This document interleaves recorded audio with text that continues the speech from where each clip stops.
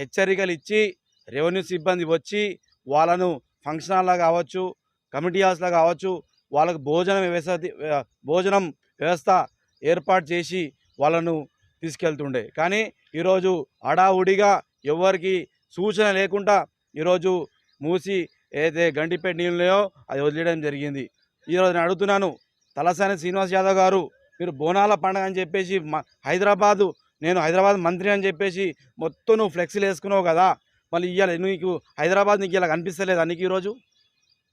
గతంలో బొంతు రామ్మోహన్ మేయర్ ఉన్నప్పుడు వాళ్ళు వచ్చిపోయి చూసిపోయారు. ఇవి మొన్న గద్వాల విజయలక్ష్మి ఉన్నప్పుడు పోయినసారి వాళ్ళు వచ్చి చూసిపోయారు. కానీ ఎక్కడేసిన గొంగడ అక్కడే అండి ఈరోజు మూసి మీద. అందులో భాగంగానే మా అంబర్పేట ముసరంబాగు బ్రిడ్జ్ మాత్రం ప్రతి ఏటా శాపంలాగా మారిపోయింది మాకు. దీన్ని తక్షణమే మీరు ఏం చేస్తారో తెలియదు, మాకు తక్షణమే మీ బ్రిడ్జ్ పునర్నిర్మాణం చేయాలని చెప్పేసి కోరుకుంటున్నాం. ముసారాంబాగ్ బ్రిడ్జ్ ని పరిశీలించారు మంత్రులు తలసాని శ్రీనివాస్ యాదవ్, మహ్మద్ అలీ. 10 రోజుల్లో కొత్త బ్రిడ్జ్ పనులు ప్రారంభమవుతాయి అన్నారు. 9 నెలల పాటు ఈ మార్గంలో రాకపోకలు నిలిచిపోతాయని తెలిపారు తలసాని.